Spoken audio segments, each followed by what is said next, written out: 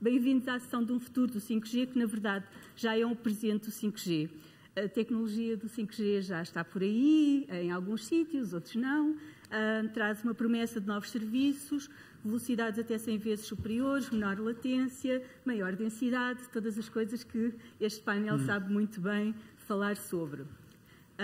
Mas há também o interesse dos utilizadores, há uma pressão dos fabricantes para colocar equipamentos no mercado, há vontade e interesse dos operadores em gerar receitas e temos ainda uma série de decisões que são necessárias no mercado português para que a tecnologia possa realmente tornar-se um serviço comercial e, como se viu já pela apresentação hoje de manhã e por outras questões que têm sido referidas na imprensa e não só, o 5G será certamente o tema central do Congresso. E eu acho que esta audiência também prova que o interesse existe e é muito grande para debatermos este tema. Eu não me vou alongar em introduções, porque acho que toda a gente sabe o que é o 5G e qual é o potencial, mas posso fazer uma pergunta de mão no ar. Quem é que não sabe o que é o 5G? Pronto, está resolvido, toda a gente sabe. E quem... Há ali uma pessoa no fundo, mas nós fazemos, entregamos uma brochura.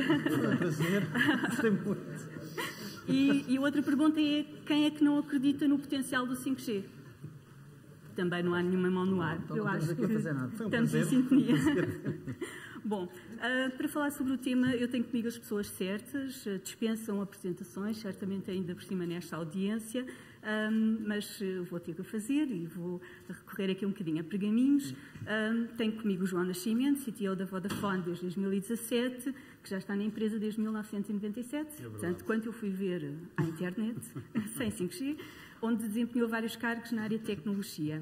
Tenho também o Jorge Graça, CTO da NOS e administrador executivo desde 2010, já foi administrador também da Zona TV Cabo e também tem um longo currículo nesta área que eu não vou detalhar, que também pode ser encontrado no LinkedIn, por exemplo, e noutros sítios.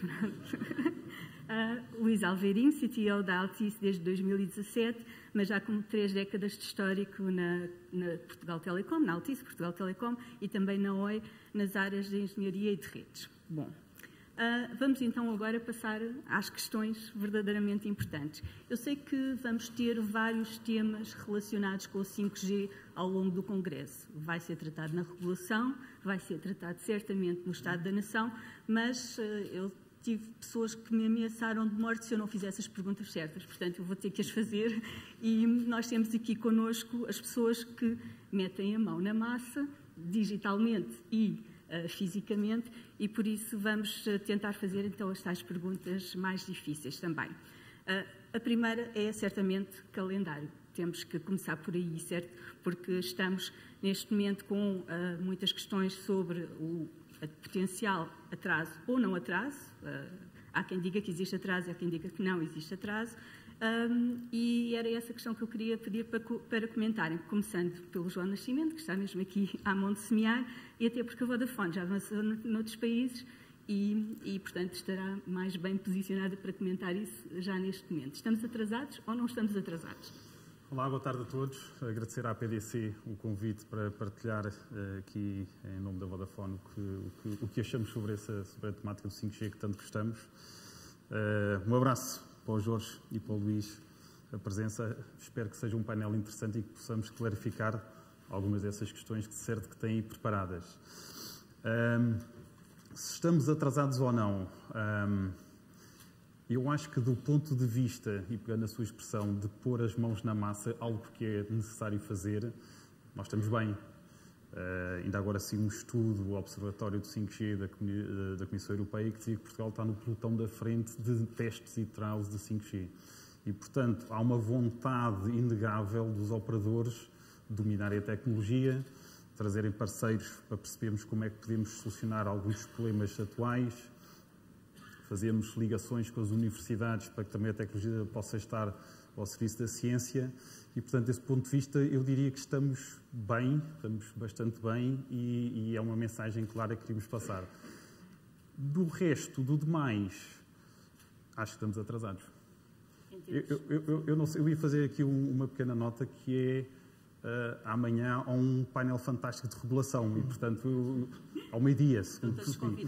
E, portanto, são todos convidados e, portanto, não queria entrar aqui em ultra polémicas em relação ao papel do regulador. Mas há uma coisa que eu gostava de frisar, que acho que é importante, que é, às vezes podemos achar que porquê que é importante estar no pelotão da frente?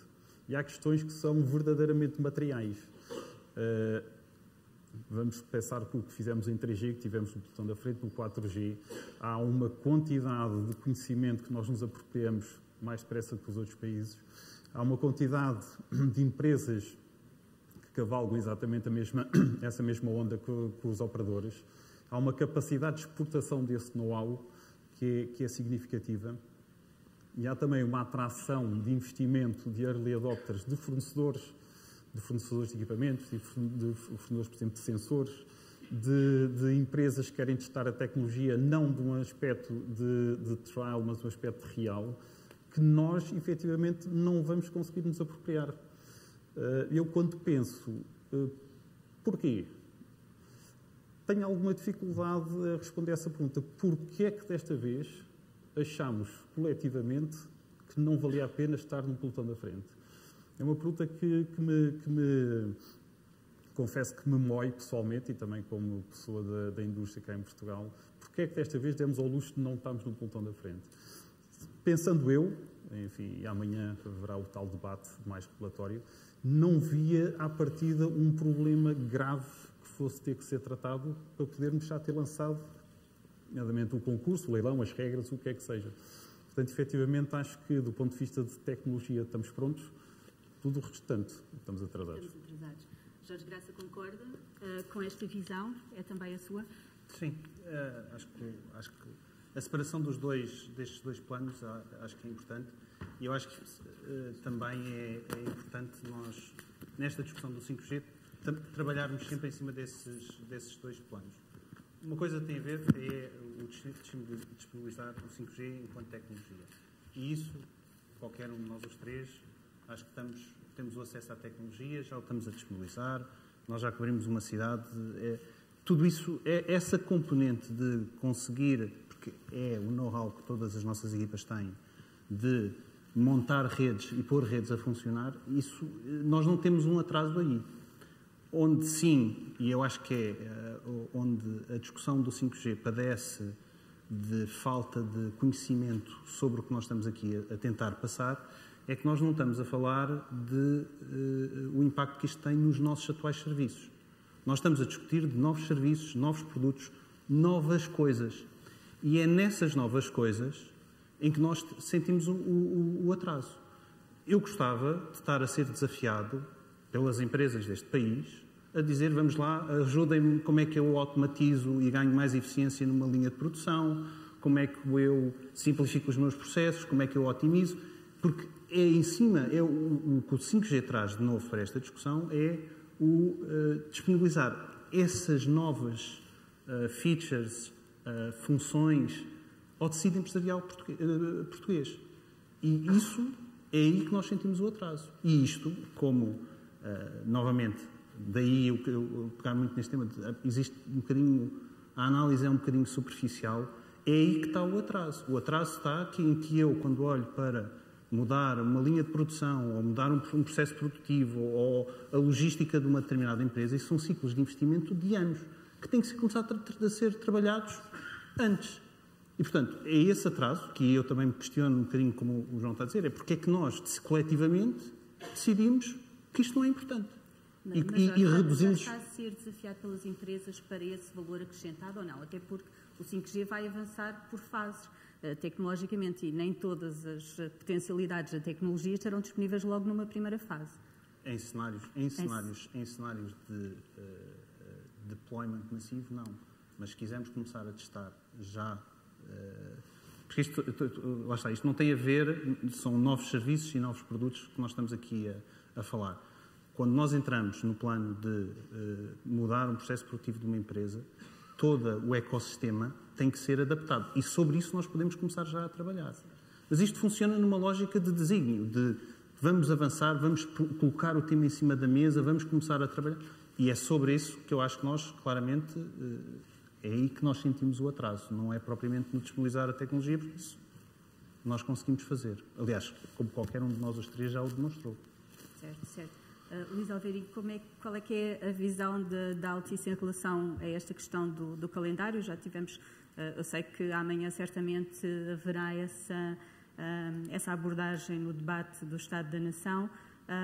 Acha também que há uma despromoção, de alguma maneira, à engenharia portuguesa, que noutros lançamentos de tecnologia esteve na primeira linha do lançamento da tecnologia móvel, como o 3G, por exemplo? Ok, boa tarde a todos.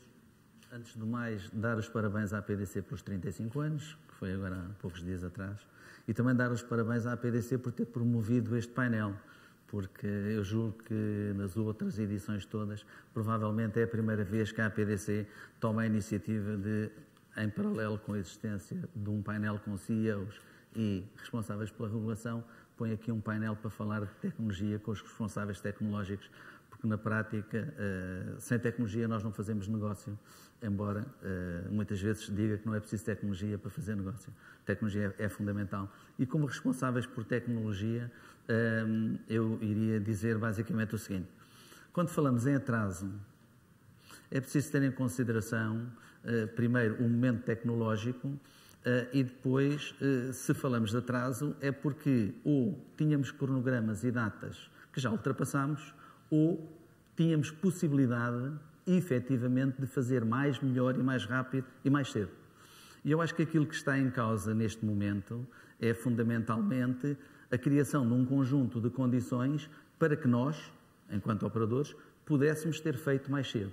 Porque se nós temos a tecnologia disponível, e já a demonstramos largamente em várias demonstrações e vários exemplos, se temos o know-how, e enquanto engenheiro, especificamente, a mim custa-me ter uma tecnologia ali completamente disponível, ter clientes do outro lado altamente expectantes e todo o mundo a falar de que a indústria vai gerar muito mais dinheiro, vai ter muito mais eficiência, eu vou melhorar a vida das pessoas, vou melhorar a capacidade de competitividade das empresas, e depois estou agarrado porque não posso fazer.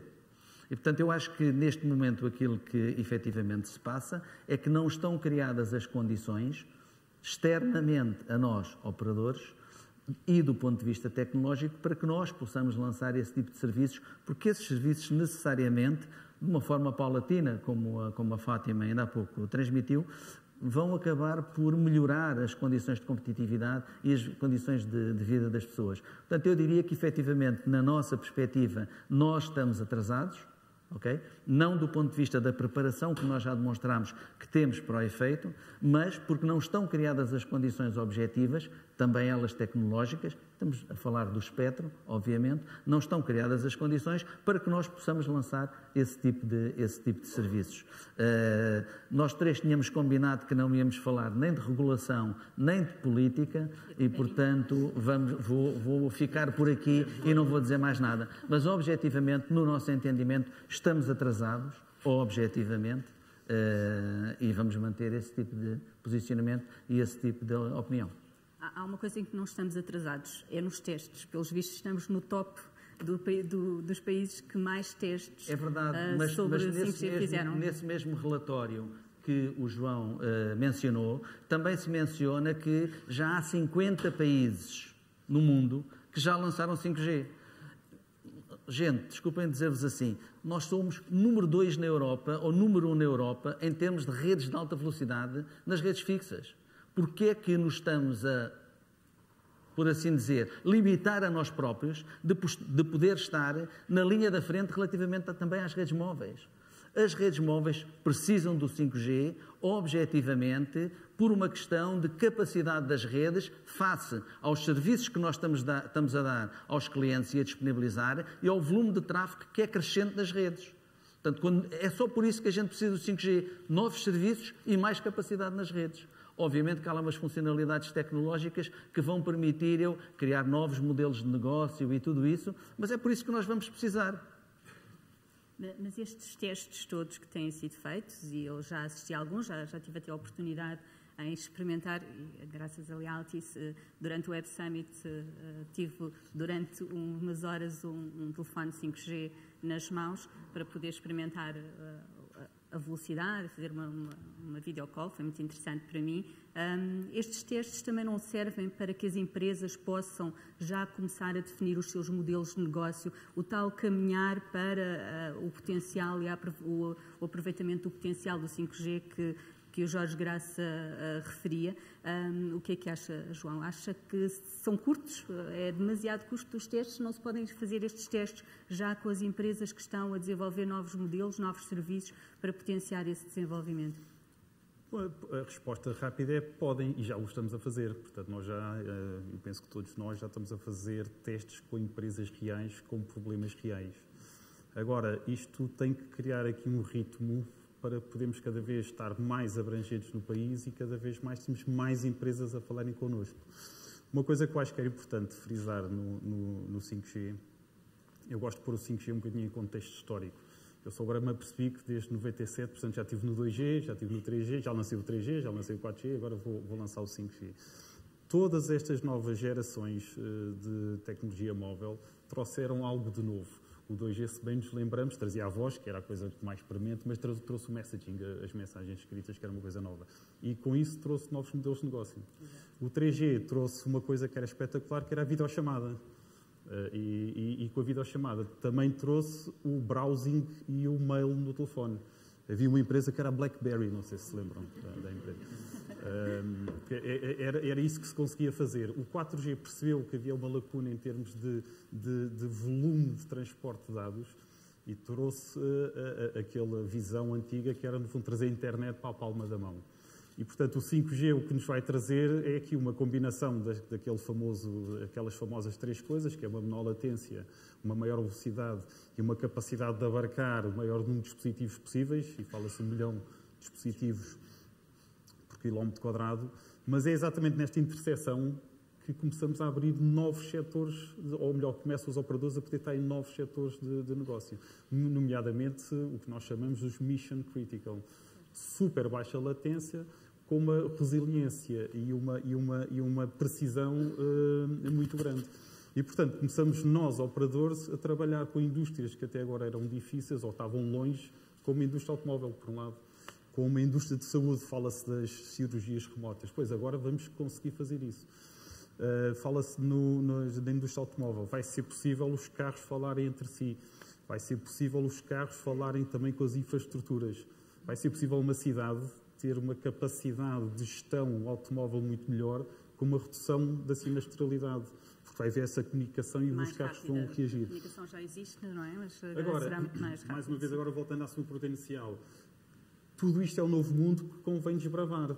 E o que nós achamos é que conseguimos começar, efetivamente, com trials mais pequenos. Mas se eu conseguir, de uma forma relativamente aberta, ter, por exemplo, cidades cobertas, e não é uma cidade, é cidades cobertas com 5G, em que as próprias empresas já estejam mergulhadas dentro dessa tecnologia, conseguimos criar aqui um ciclo virtuoso bastante positivo, que é, nós chegamos à empresa e, numa conversa muito mais aberta, qual é que é o vosso problema, como é que eu, com a minha tecnologia, com o meu conhecimento de tecnologia, posso resolver esse problema.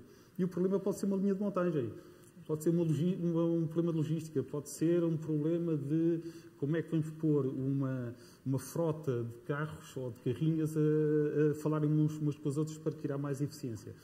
E isso só se consegue com uma massificação, ou uma primeira onda de massificação para que seja mais fácil tratar esse tipo de problemas. Sim, e, portanto, quando estamos sempre a restringir e pomos mais umas frequências ali e pedimos à Anacom para fazer o teste acolá, estamos sempre a adiar uma coisa que é inevitável, que é, basicamente, criar uma previsibilidade em termos de espectro. Digam lá que espectro é que vai estar disponível.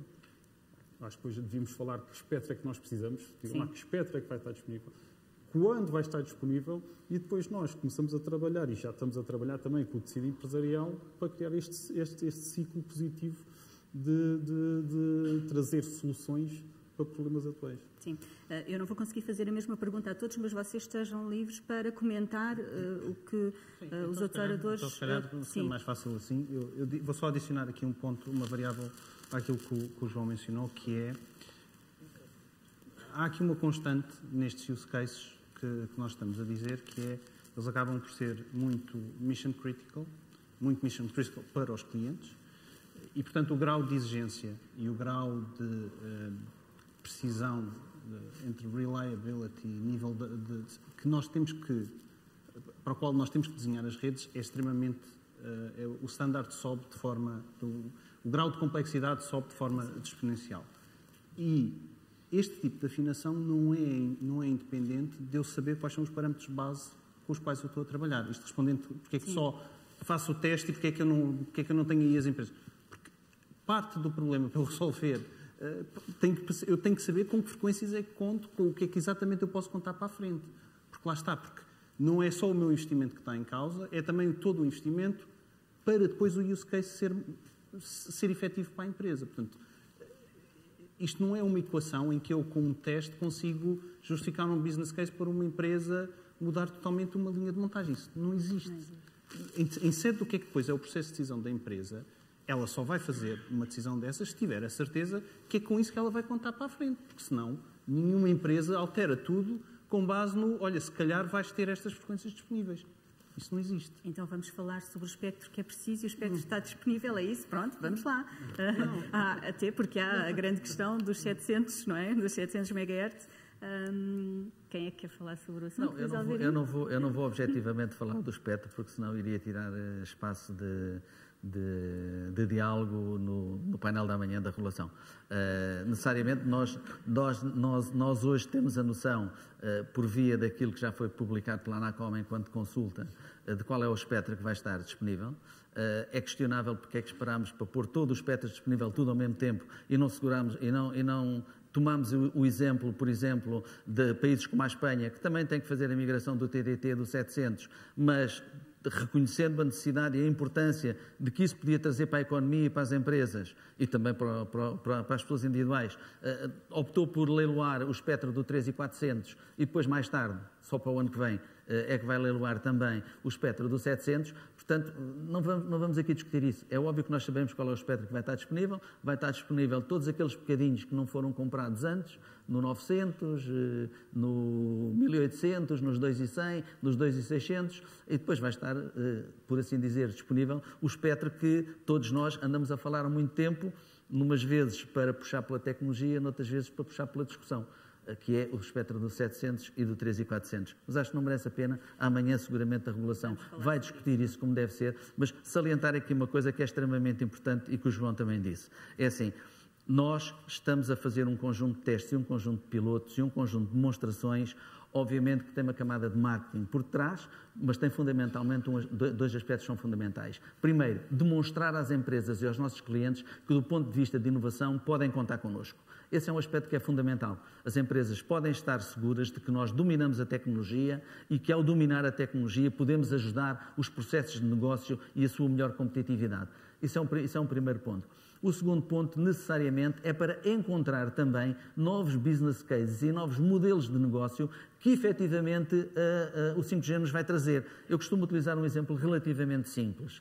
O 5G está para o 4G da mesma forma que a fibra está para o ADSL. E, portanto, nós podemos ter bem a noção do que é que foi a transformação das nossas vidas quando, em vez de termos 6 megabits, ou 8 megabits, ou 10 megabits em casa, passámos a ter 100, 200, 300, 400 e 500. Portanto, é este paradigma que temos que enfrentar e, do ponto de vista tecnológico, mais uma vez, estamos completamente prontos e disponíveis. Já que falou nessa... Posso só fazer aqui uma pequena... Diga. Porque eu mesmo, não querendo ter a nossa colherada, mas acho que do ponto de vista de tecnologia, acho que era importante dizer o seguinte, que é do ponto de vista de espectro, todas as gerações de tecnologia móvel trouxeram uma banda associada exatamente para podermos explorar a nova tecnologia de uma forma limpa, digamos assim. Portanto, o 3G trouxemos o 2100, no 4G houve o 2600, portanto era uma banda de 20 MHz que estava disponível, e claramente aqui no 5G vai ser a banda dos 3.4 aos 3.8. Eu acho que é, e agora mais uma vez no capítulo tecnológico, faz todo o sentido que exista espectro compatível com a promessa do 5G. E, portanto, quando estamos a falar nessa gama de espectro, eu estou a pensar que um operador, enfim, qualquer que seja o operador, que tenha no mínimo 90 MHz, 100 MHz. E, portanto, porque se eu começo a cortar para fatias mais finas, vamos ter um 5G coxo. E, portanto, voltamos nós a Portugal ter um 5G que está mais coxo que em Espanha, que em França. Tem que descodificar coxo porquê? Coxo porquê? Porque se eu não consigo ter a largura de banda que me permite dar, por exemplo, eu gosto do exemplo dos carros autónomos. Certo. Vai ter que ser possível, de acordo com a escala de autonomia dos carros. A escala é muito simples, é 30 segundos, é de 0 a 5. Em que o 0, o 1 e o 2 são carros que ainda não são autónomos, são assistidos. Do 3 a 5 são completamente autónomos. E, portanto, nós hoje em dia, com aqueles carros que estão aí, os Teslas, estamos no 2,5. Nós, para conseguirmos ir para os carros autónomos, aqueles em que vou daqui a Lisboa ao Porto, é o meu sonho ir a dormir no carro, e o carro leva-me lá. Eu vou ter que ter uma capacidade de ter mapas 3D em tempo real a serem descarregados para o carro. Os carros falarem entre si. E isso requer uma largura de banda bastante grande, com o facto também de processamento muito perto do equipamento terminal. E, portanto, se eu começo a encolher muito a largura de banda que eu tenho disponível no 5G, o 5G não vai conseguir ter a promessa total que nós queremos passar às pessoas e às empresas. E isto é uma preocupação. Claro. E é uma preocupação que devemos ter, não como uma preocupação dos operadores, mas como uma preocupação do país. O regulador, os operadores, o governo, temos que olhar para isto e ter a certeza que, no final, qualquer que seja a discussão, temos que ter espectro que consigamos trazer para as empresas e para as pessoas e, no fundo, validar, digamos, a promessa do 5G. A promessa, certo. Já agora introduzir aqui outra questão que normalmente não se fala muito quando falamos de 5G, que é, nós falamos muito da latência, da velocidade, destas questões todas, mas há dois aspectos fundamentais que pouco se falam relativamente ao 5G, que têm a ver com características da própria tecnologia. A tecnologia do 5G é uma tecnologia altamente baseada em software. É provavelmente a primeira tecnologia, do ponto de vista de rede móvel, que é basicamente e fundamentalmente baseada em software. Quando se fala de cloud, fala-se 5G. Quando se fala de inteligência artificial, fala-se 5G. Quando se fala de mobile edge computing, fala-se 5G. E também quando se fala de slicing da rede, também se fala de 5G. Tudo isto são características que vão beneficiar, do ponto de vista tecnológico, o lançamento dos serviços.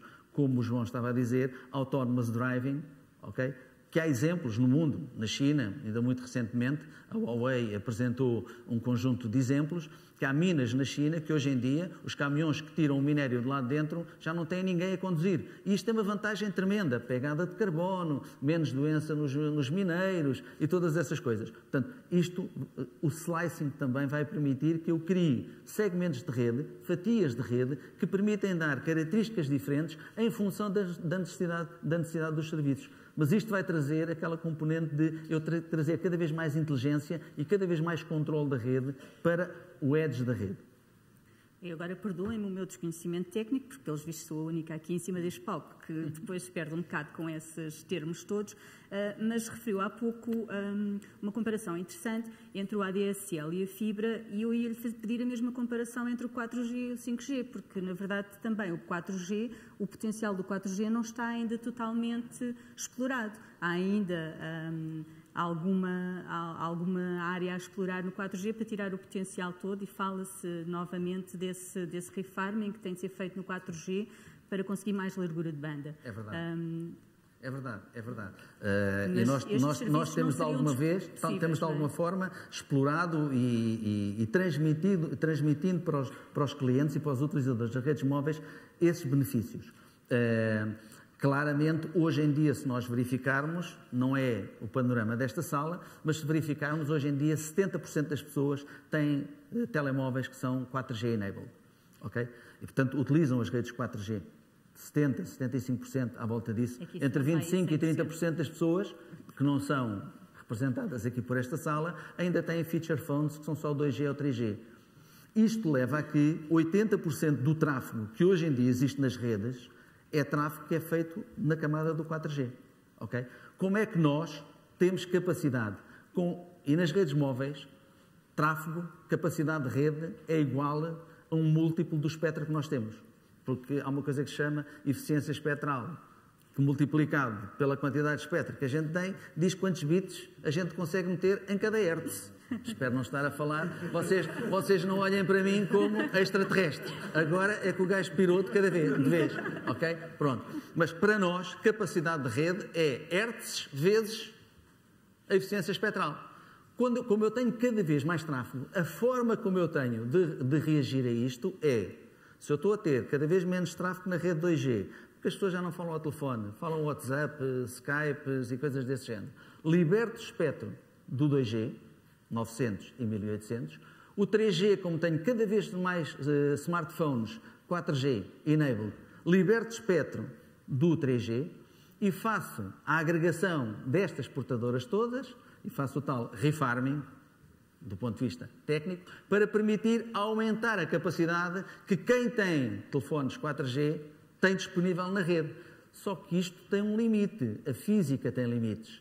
E são esses limites que, com taxas de crescimento de 80% do tráfego ao ano, nós só vamos conseguir dar qualidade de experiência de utilização de serviços aos utilizadores e novos serviços às empresas se tivermos mais espectro disponível. É pura matemática.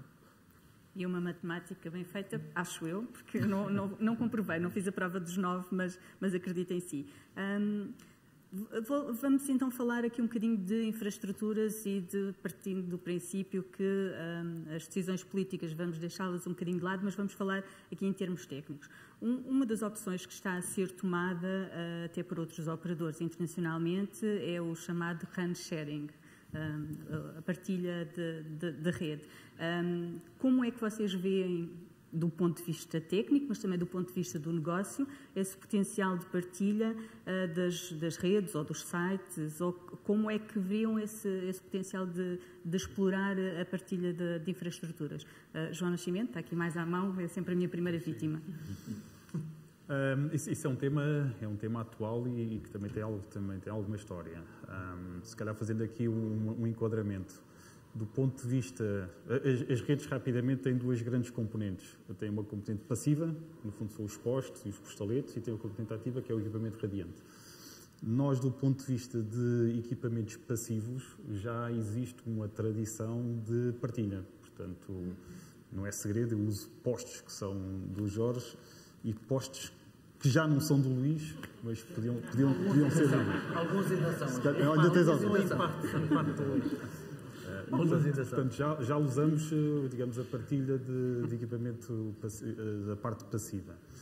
Depois existe a parte ativa e, no fundo, é o RAN sharing, é a parte ativa. A parte ativa, temos que ter aqui... Eu acho que é um assunto que requer alguma meditação e algum cuidado em termos de análise.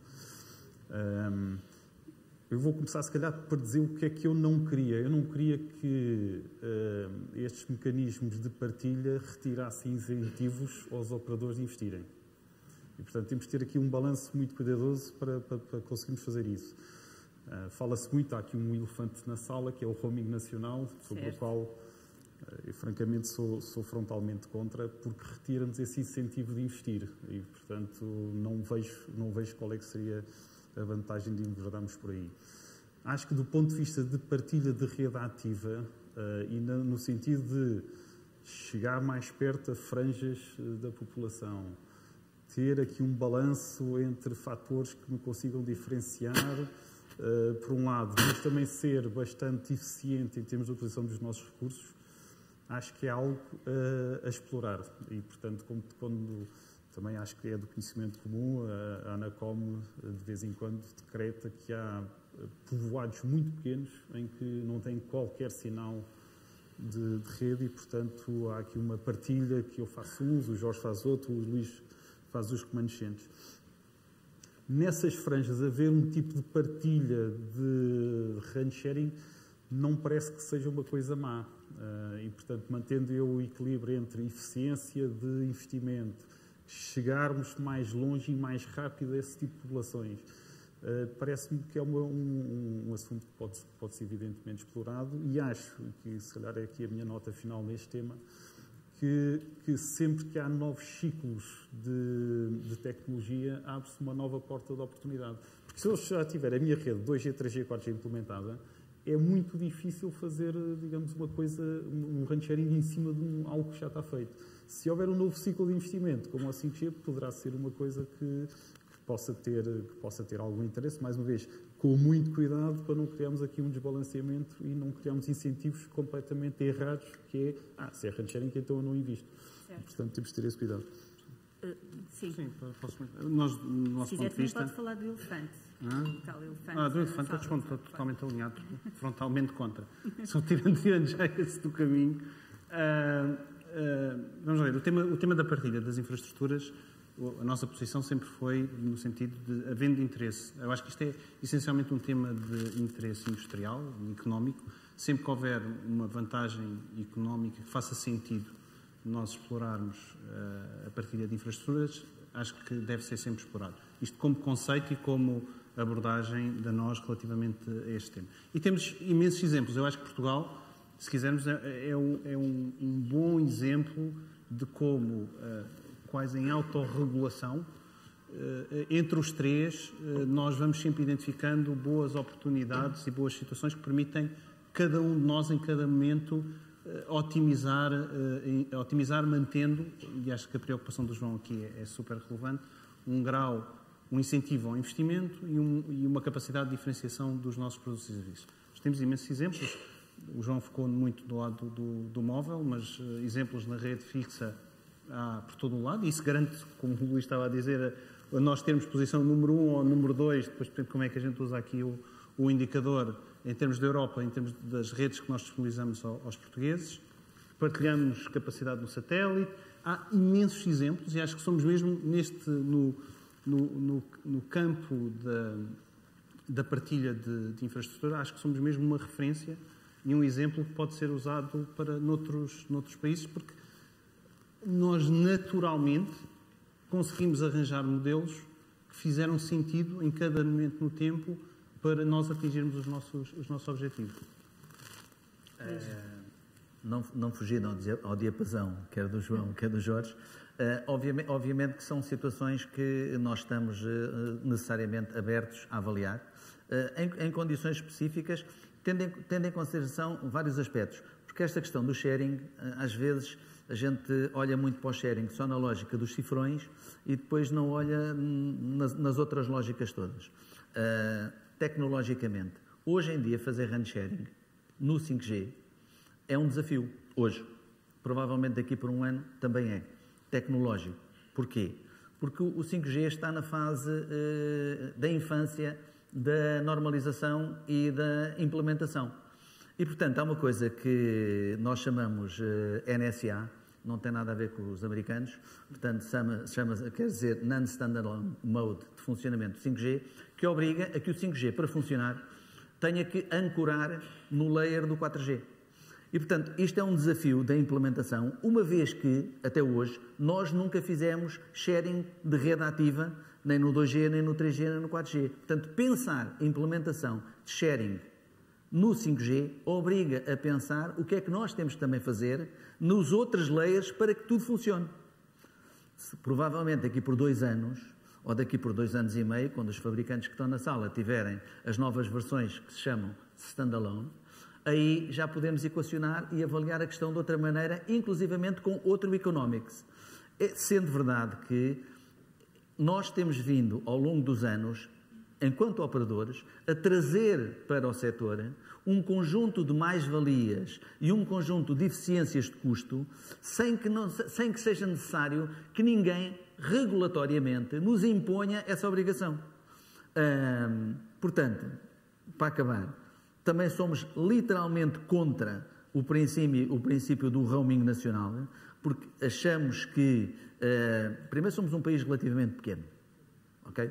E, portanto, a dimensão, neste caso, size matters. É verdade.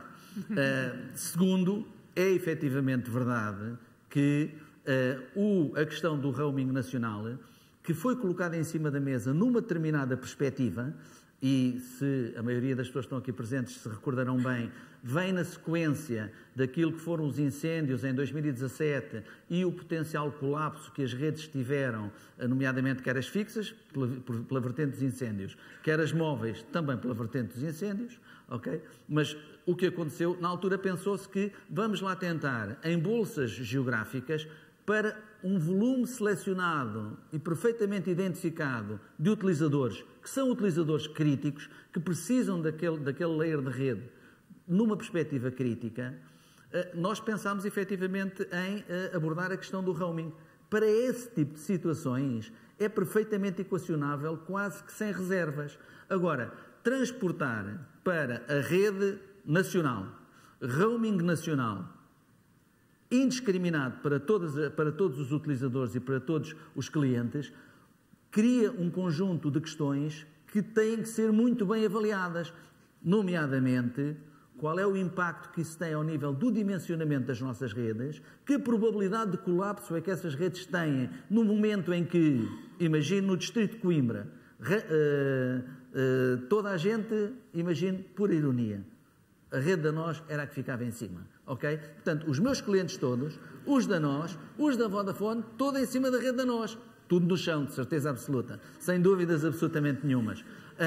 E, portanto, é preciso ter estas questões em consideração, bem como, e como o João disse, e muito bem, quanto é que uma medida destas, que parece simples, fácil, eu diria que até populista, ok? Quanto é que isso impacta ou limita o interesse de investimento de cada um de nós? Ora, se ele vai fazer roaming nacional, eu vou deixar de investir. Jorge, põe lá o dinheiro e constrói a tua rede. A gente vai todos para cima da tua rede. Não, então a Vodafone. Vimos ao João. Exato. A gente ali pede ao João e o João constrói a rede para a gente todos. Vamos lá ver. São estas questões que, quando se fala de um tema destes, é preciso ter muito em consideração quais são os impactos, qual é o momento, qual é o motivo, qual é o drive. Já agora deixe-me só complementar com o seguinte, que eu acho que é importante. Todos nós, e acho que é fácil aceitarmos que não queremos que o 5G fique confinado às grandes cidades, nem aos grandes parques industriais. E, portanto, acho que isso é perfeitamente compreensível. Mas achamos que também não podem ser só os operadores a resolver este problema. E, portanto, acho que tem que ser um desígnio do país, e neste caso do Governo, querer resolver como é que nós vamos chegar com o 5G cada vez mais às franjas da população.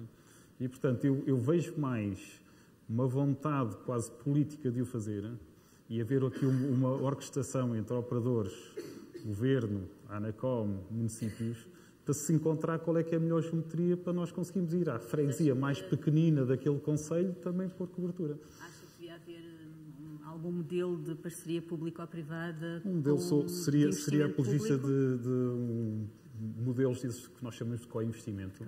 Que não seria o primeiro caso. Foi feito no Parque Nacional de Peneda Gerês exatamente um piloto de co-investimento público e privado, porque era importante haver cobertura dentro do Parque Nacional de Peneda Gerês. É um modelo que funcionou, já existe, já parece que já houve pessoas que foram salvas porque havia sinal dentro do parque, e é um modelo perfeitamente viável que possa ser implementado. Eu acho que é uma questão de queremos fazer isso. Muito rapidamente, vocês concordam com este possível modelo de investimento, co-investimento? Ou... Eu diria que é um bom exemplo. Foi um exemplo que funcionou extremamente bem, quer do ponto de vista técnico, quer do ponto de vista do processo de implementação e da coordenação entre todas as entidades. Foram necessariamente os 3 operadores, foi o Estado, necessariamente. Houve também envolvimento e também mérito, e chamar aqui a atenção disso, a própria EDP, também algumas instituições, outras instituições que estiveram envolvidas, nomeadamente a Conservação da Natureza, o Instituto de Conservação da Natureza também estiveram envolvidos. Portanto, é um exemplo que pode ser necessariamente explorado e que tem eco no que está a acontecer, inclusivamente noutros países. Se nós virmos o que é que está a acontecer, por exemplo, na Alemanha está a acontecer um movimento muito semelhante a esse, um processo de co-investimento em que o Estado alemão, de alguma forma, investe ou co-investe com os operadores numa perspectiva de criar e construir infraestruturas passivas, deixando aos operadores e mobilizando os operadores para investirem nas infraestruturas ativas. Sim, do nosso lado também. Eu acho que o Parque de Peneda Gerês, não pegando sempre, mas acho que é o exemplo mais recente que nós os 3 temos. Acho que é um bom exemplo de um desígnio político, porque foi o Governo que nos lançou o desafio, e depois nos criou as condições para prestarmos um serviço ao país, porque naturalmente não sai óbvio estar a cobrir, não sei quem conhece aqui o Parque Peneda Gerês, mas nós temos sites que estão enfiados, acho que há lá uma cascata qualquer, que tem um site que foram preciso fazer um drop de energia, que foi uma coisa... Mas o ponto aqui é, a partir do momento que se criou o desígnio nacional, de que era importante ter o Parque Peneda Gerês coberto, nós conseguimos, criaram-se as condições políticas, com a ajuda do Governo, para se prestarmos este serviço. Portanto, acho que nesse sentido é um bom exemplo de como, havendo a vontade política, determinando-se que isto é importante para o país, consegue-se arranjar, entre os operadores, consegue-se arranjar uma solução que funciona depois para os três. Bom, eu gosto imenso de vos ver assim, todos de acordo na maior parte dos temas. É bom, não sei se amanhã haverá no debate de regulação e no debate do Estado da Nação a mesma sintonia, vamos ver. Mas eu vou usar aqui uma outra carta que eu também tinha para usar. Porque estamos aqui 3 operadores neste momento a falar sobre o 5G, mas há um potencial de alargar este número num futuro próximo, com o licenciamento do novo espectro e com o leilão de 5G. Há uma outra operadora que já tem acesso ao espectro nas condições que foram definidas, a Denser.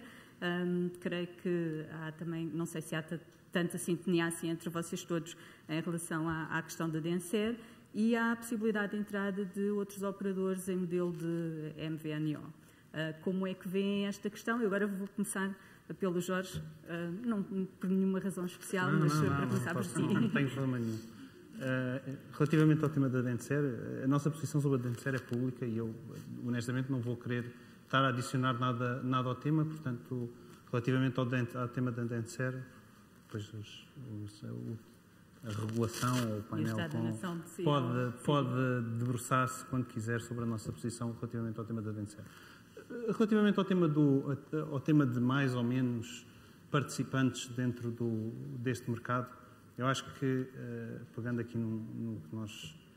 Portugal tem a dimensão que tem.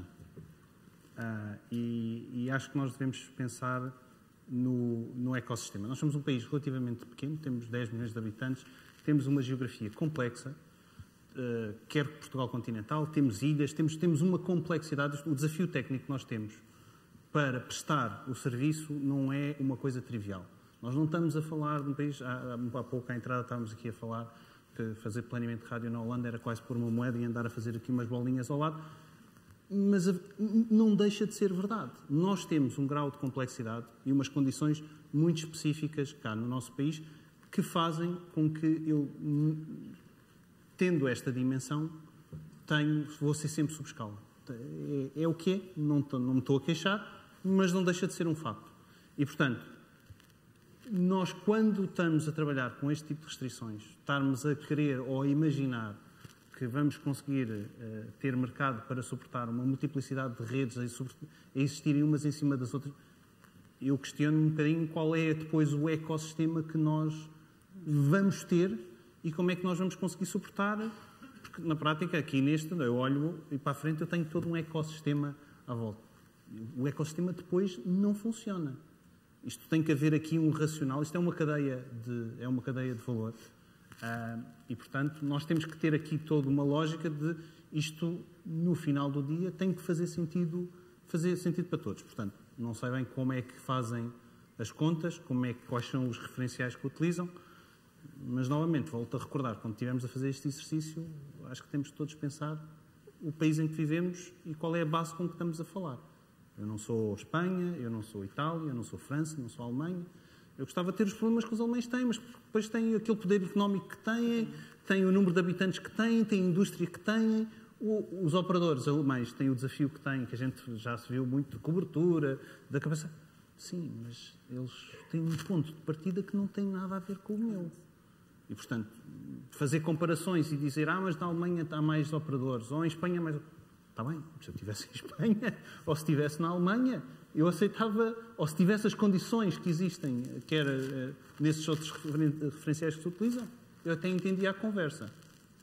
Novamente, parece-me uma análise, acho que isto exige sempre uma análise profunda e usar referenciais sem fazer uma análise profunda sobre o que é que está por detrás dos números e das comparações que fazem é, no mínimo, imprudente. João, vou adivinhar que está de acordo. Não estou. Não está. Mas se calhar vou ser talvez um bocadinho mais preciso, que é o seguinte. A Vodafone, desde o começo da sua operação, vivemos sempre em concorrência. Nós gostamos da concorrência. E quase que valia a pena eu dizer mas que seja concorrência. Que efetivamente existe a concorrência. Eu, voltando aqui um bocadinho ao tema do espectro, porque a Denser, para mim, eu não tenho um problema com a Denser especificamente, tenho um problema com o espectro que a Denser tem.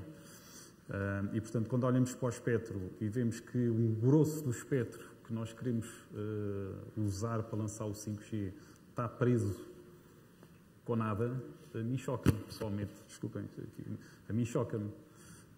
E depois, quando eu vejo que, no sentido de provável decisão da Anacom, quer ainda ter agora mais 40 gigas, 40 megas para umas licenças regionais, e portanto já só sobram 260, e agora ainda quer espaço para mais um futuro operador, eu começo a ficar preocupado, porque se calhar ficamos nós com 50 MHz para Lisboa. E voltar ao meu comentário, é coxo. É coxo. E porquê? Porque tenho ali uns 100 MHz que estão ali um bocadinho parqueados à espera que algo aconteça, porque nos últimos 10 anos não aconteceu nada. E eu acho que isso é a parte que temos que meditar. Portanto, temos ali 100 MHz à espera que algo aconteça, e nós temos milhões de clientes que podem utilizar as fatias. Essa é a parte que eu tenho que fazer sério. Com a concorrência vivemos lindamente desde o início em concorrência. Muito bem. Nós estamos a aproximar-nos rapidamente do fim, daqui a bocado põe-nos daqui para fora, até porque há um coffee break e depois há outras sessões a seguir, mas eu tenho que lhes fazer esta pergunta também, porque falou-se muito em empresas e nós também somos todos utilizadores finais e todos consumidores, e o consumidor também é um dos beneficiários do 5G, quando existir serviço, quando existirem smartphones, com valores razoáveis ou não, e aquilo que eu pergunto, e perguntava primeiro ao Luís Aveirinho, que ficou para o fim, estamos preparados como operadores para lançar o 5G, ou estão preparados como operadores para nós daqui a um ano todos podermos dizer que não estamos todos em 4G, mas estamos todos em 5G, ou pelo menos uma parte desta audiência? Fátima, eu ia aproveitar para pegar nas palavras do João e dizer porque é que nós achamos que é uma rede coxa. Os tais 50 megas, eu acho que se pode ligar o PC, o telemóvel, aqui ao coisa. Nós pedimos autorização à Anacom para utilizar frequências do 5G aqui. Vamos lá ver se eu consigo pôr isto a trabalhar, porque isto fazer isto on the fly sem rede é mais difícil. Não, com rede. Com rede, exato, com rede. Com rede é mais fácil, mas sem rede é mais difícil. Eu não sei se vocês vão conseguir ver. Ok, mas vamos lá tentar pôr isto aqui. Não sei se já está projetado ali, é capaz, já está, não é? Pronto. Portanto, vocês não conseguem ver o sinalzinho do 5G lá em cima, ok? Lá em cima no meio, mas aqui no meio onde conseguir ver 5G, TMN, e portanto a gente vai aqui tentar fazer um teste de velocidade. 5G TMN é um paradoxo. É, maravilha. E portanto é assim, nós já vamos em 400 megabits por segundo, 500 megabits por segundo, não vamos passar muito mais do que isto, ok? Exatamente por a tal de ser rede coxa, 620, 630, ótimo, maravilha. Porquê? Porque estamos limitados no espectro. Nós aqui só temos qualquer coisa como 60 MHz de espectro. Se eu tivesse 100 MHz de espectro, este telemóvel fazia 1.2 gigabits por segundo, que é basicamente o limite que existe para o utilizador. Quando a gente diz que a rede 5G tem 20 GB por site e isso tudo, é 20 GB a dividir por todos, mas a limitação está aqui no telemóvel, que não consegue hoje em dia ir a mais do que essa velocidade. É óbvio que eu não vou comentar a questão da Denser, ok? Aqui os meus colegas já fizeram o comentário todo e, além do mais, a gente sabe que quando as coisas estão num determinado nível de discussão, nomeadamente em tribunal, é melhor a gente limitar os comentários que faz e, portanto, julgo que é público, quer a nós, quer a Vodafone, lançaram um processo, neste caso não foi contra a Denser, foi contra a Anacom e a sua decisão, mas é óbvio que nós temos esse nível de preocupação. Nós temos um nível de preocupação relativamente à quantidade de espectro que vamos ter disponível e não vamos ter disponível. Estamos preparados? Eu acho que por ter feito este teste aqui não pode haver mais demonstração à evidência de que estamos preparados. Okay? Estamos claramente preparados. O que é eventualmente desafiante neste ecossistema do 5G? É desafiante porque não merece a pena e única e exclusivamente falar de que nós temos a tecnologia e nós temos a rede. Tem que haver todo o resto do ecossistema. Tem que haver o ecossistema dos terminais. Hoje em dia, para eu fazer testes de 5G com terminais, isto são terminais que são high-end e o custo é da ordem do quase 2 salários mínimos nacionais. E, portanto, é um preço proibitivo. Existe alguma promessa de que dentro de um ano haverão smartphones 5G que poderão estar da ordem dos 300 € e, portanto, um preço relativamente acessível, mas é todo o ecossistema, do ponto de vista do cliente de consumo, é todo este ecossistema que é preciso ter em consideração. Nós julgamos também, nós Altice Portugal, julgamos que as primeiras grandes adoções vão ser feitas a nível dos mercados empresariais. São as empresas, são as indústrias. Quando se fala em indústria 4.0, eu acho que nós com o 5G temos que começar a falar em indústria 5.0. Ter situações, como ainda há pouco comentava, de uma mina que tem 0 people driving cars. Acho que é fundamental. É uma aplicação muito mais imediata do que eu pensar que vou fazer Lisboa-Porto a dormir, como o João quer. Eu aconselhava que ele fosse de comboio. Pronto. Mas é óbvio. Exatamente. Bom, mas não só esta situação, mas também a situação de eu poder ter um conjunto de aplicações e um conjunto de serviços que vão dar um salto quântico àquilo que nós hoje temos. Na área empresarial. E eu acho que nós achamos claramente que de onde nós vamos, é preciso monetizar os 5G, todos nós enquanto operadores, nós enquanto responsáveis tecnológicos, temos a grande dificuldade ou o grande desafio de convencer o CFO a dar-nos dinheiro e convencer os camaradas do negócio a lançar novos serviços, que é para a gente ter mais receitas. É o nosso desafio. O pessoal pensa que nós só nos preocupamos em fazer os testes da tecnologia e instalar os equipamentos. Não é esse o desafio. O desafio é exatamente monetizar este tipo de serviços. E eu acho que aí é que vai estar o grande desafio. E acho que no mercado empresarial as hipóteses e as oportunidades são fundamentalmente nessa área e são muitas. Uma delas que eu acho que também comentei era o Zero Wire Factory. Ou seja, nós entramos numa fábrica e dizer assim, aquela fábrica tem 0 de fios. É tudo wireless. Todas as máquinas têm sensores. E só com a latência e só com este tipo de contexto é que é possível nós pensarmos implementar qualquer coisa e só o 5G é que nos vai permitir isso. João, não sei se quer... Jorge, não sei se quer fazer uma declaração final.